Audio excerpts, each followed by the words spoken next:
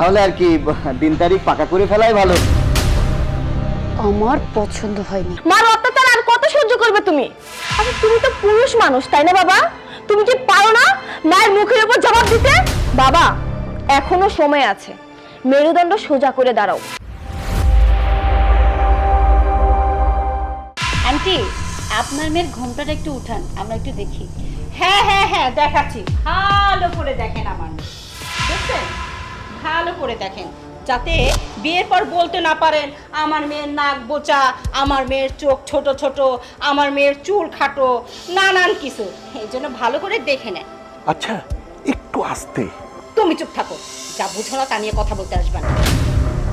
না আন্টি, আমরা এসব কথা কেন বলবো? আপনার মেয়ে তো দেখতে মাশাআল্লাহ অনেক সুন্দর। মেয়েটাকে আমার অনেক পছন্দ হয়েছে। তোমার পছন্দ হয়েছে? দেখতে তো সুন্দরই আছে, প্রশ্ন করো। হ্যাঁ, শুভর সাথে অনেক সুন্দর মানাবে। আচ্ছা, তোমার নাম কি?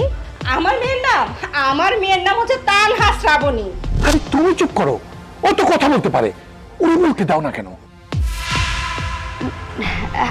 না আন্টি, আপনার মেয়ের নামটা আপনার মেয়েই বলুক, আমরা একটু শুনি। তোমার নাম কি? আমার নাম তানহা শ্রাবণী। মাশাআল্লাহ, চেহারার সাথে নামটার খুব মিল, নামটা অনেক সুন্দর। আচ্ছা, তুমি লেখাপড়া করেছো? হ্যাঁ হ্যাঁ, আমার মেয়ে পড়ালেখা করে তো, ইংলিশ মিডিয়ামে লেখাপড়া করছে। আচ্ছা দয়া করে এবার চুপ করো, ওর কথাটা ওকে বলতে দাও। তোমাকে বলছি না চুপ করে থাকতে? আমি দিতেছি, সমস্যা কি? ও আচ্ছা, ইংলিশ মিডিয়ামে পড়ালেখা করা তো ভালো। তো কতটুকু লেখাপড়া করেছো? আমি ইংলিশে অনার্স করছি। তাহলে তো শিক্ষিত ভালো মেয়ে। আচ্ছা, তুমি আরবি পড়ালেখা করেছো? হ্যাঁ হ্যাঁ, আমার মেয়ে আরবিতে মানে কোরআন শরীফ পড়া, নামাজ কালাম সব পারে। আরে তুমি চুপ করো, ও তো কথা বলতে পারে, ওরে বলতে দাও না কেন? দেখো, বেশি কথা কিন্তু বলো না, আমি বারবার বলছি না। আচ্ছা, ভালো তো। তুমি কোরআন শরীফ পড়ো, 5 ওয়াক্ত নামাজ ঠিকঠাক মতো পড়ো? জি। মাশাআল্লাহ মাশাআল্লাহ, মেয়ে কিন্তু আমার বেশ পছন্দ হয়েছে। আলহামদুলিল্লাহ। কিরে শুভ, চুপ করে আছিস যে? তোর মেয়ে পছন্দ হয়েছে তো? কি আর বলবো ভাইয়া, তোমরা এখন যা ভালো মনে করো তাই। তাহলে আর কি দিন তারিখ পাকা করে ফেলাই ভালো। আমার পছন্দ হয়নি। আমার কাছে একবার জিজ্ঞেস করতে পারো না মেয়ে পছন্দ হয়েছে কিনা? শোনো, এই মেয়ের সাথে আমার দেওয়ারের বিয়েটা হবে না। তোমার পছন্দ হয়নি মানে বুঝলাম না, কি বলছো সব আবল তাবল? কি বলছি বুঝতে পারছো না? তোমার যদি এত শখ হয় এই মেয়ের সাথে তোমার ভাইয়ের বিয়ে দেবে, দাও, আমি এক্ষুনি এখান থেকে চলে যাচ্ছি, সিক্রেট করে বলে দিলাম। আঙ্কেল আন্টি, মানে আমার ওয়াইফের সাথে আমি জাস্ট 2 মিনিট একটু কথা বলে আসি, তারপরে আমরা জানাচ্ছি বিয়ের দিন তারিখ বা কি সিদ্ধান্ত নেওয়া যায়। ঠিক আছে বাবা। এই বস, আমরা আসছি। আচ্ছা, আমি পই পই করে তোমাকে বলেছি এবারের মতো মুখটা বন্ধ রাখো। আজকেও তুমি একই ঘটনা করলে, মুখটা বন্ধ রাখতে পারো না? মনে হচ্ছে নিজের বিয়ে হচ্ছে। তুমি চুপ থাকো, কোথায় কি বলতে হবে না বলতে হবে আমি বেশ ভালোই জানি। তোমাকে চুপ করে থাকতে বলছি, তুমি চুপ থাকো। কি ব্যাপার, তুমি হঠাৎ করে না কেন করছো? আর মেয়ে তো দেখতে শুনতে মাশাআল্লাহ অনেক সুন্দর, আমাদের ভাইয়ের সাথে কিন্তু মেয়েটার মানাবে। তাছাড়া উচ্চ শিক্ষিত, ইংলিশে অনার্স করছে, এদিকে কোরআনে খতম দিয়েছে, ভালোই তো হবে। দেখো, আমি কি তোমাকে একটা বারের জন্য বলেছি যে মেয়েকে আমার পছন্দ হয়নি? তুমি তো দেখেছো আমি তোমার সাথে সহমত দিয়েছি।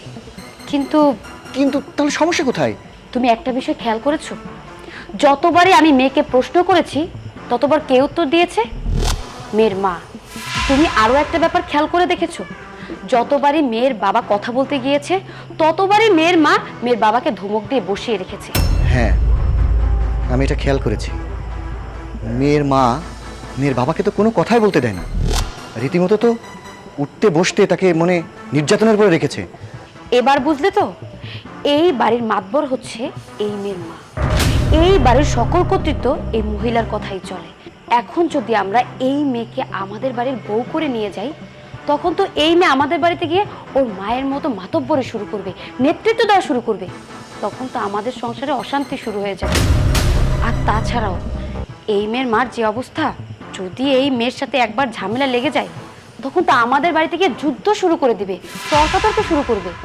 এমনও হতে পারে যে সারাটা জীবন মামলা সামলাতে সামলাতে আমাদের জীবনই পার হয়ে যাবে। তুমি ঠিক বলেছো, আমি তো এই বিষয়টা খেয়াল করিনি। আমি তো ভুল করতে যাচ্ছিলাম। তুমি তো আমার অন্ধ চোখকে মানে খোলসা করে দিয়েছো। না না না, আমি তো জেনে শুনে খাল কেটে আমার বাড়িতে কুমির নিয়ে যাব না। চলো চলো।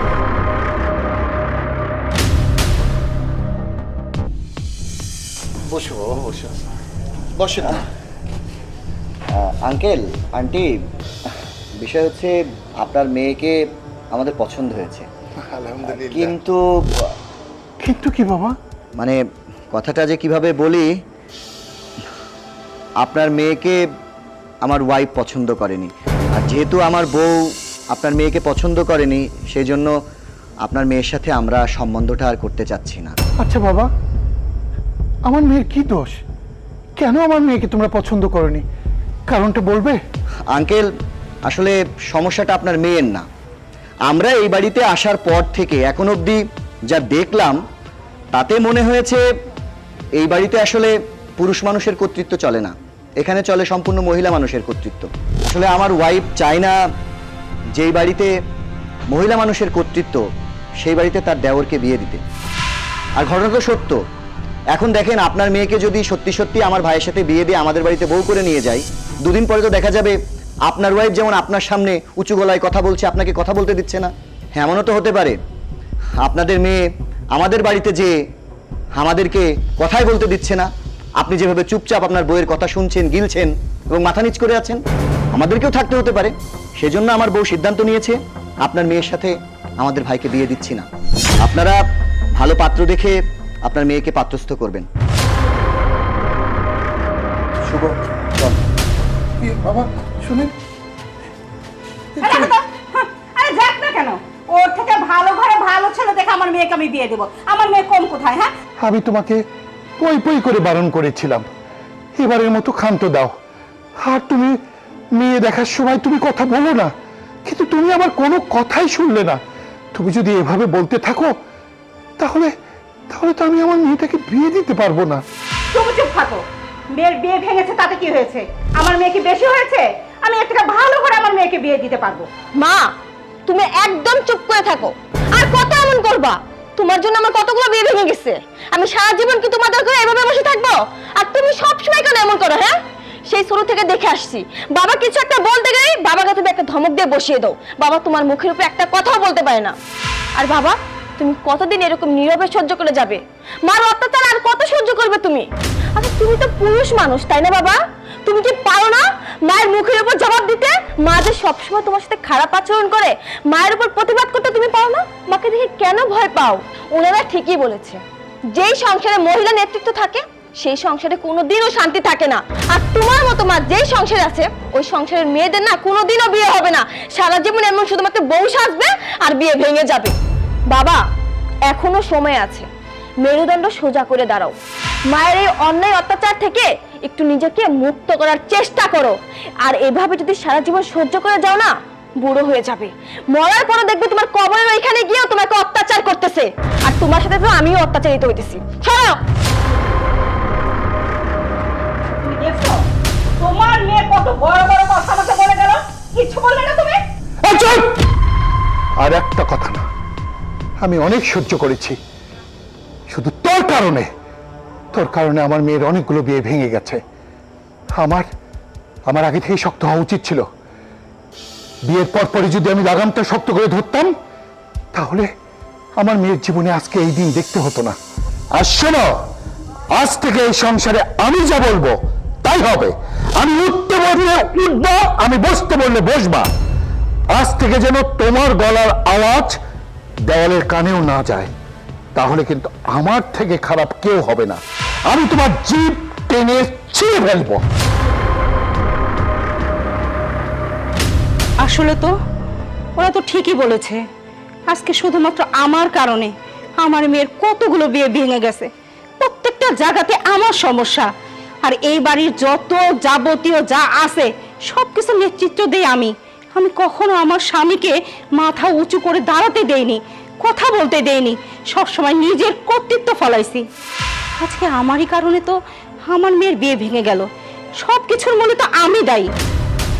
আসলে ঠিকই বলেছে আমার স্বামী। যে পরিবারে মহিলা নেতৃত্ব দেয় সে পরিবারে কখনো সুখ শান্তি বিরাজ করে না, সে সংসারে সবসময় অশান্তি থাকে। আজকে আমার কারণে কত কিছু সমস্যা হয়ে গেছে। না না, আমি আর কখনো এরকম করব না। আর আমি সবাইকে বলতে চাই যে কোনো পরিবারে যেন কোনো মহিলা নেতৃত্ব না দেয়। স্বামী হচ্ছে সব, সে যা বলবে সেভাবে যদি সংসার চলে তবে সংসার সুখের হবে, শান্তির হবে। আমি আজকে থেকে আর নেতৃত্ব দেব না, আর দেব না।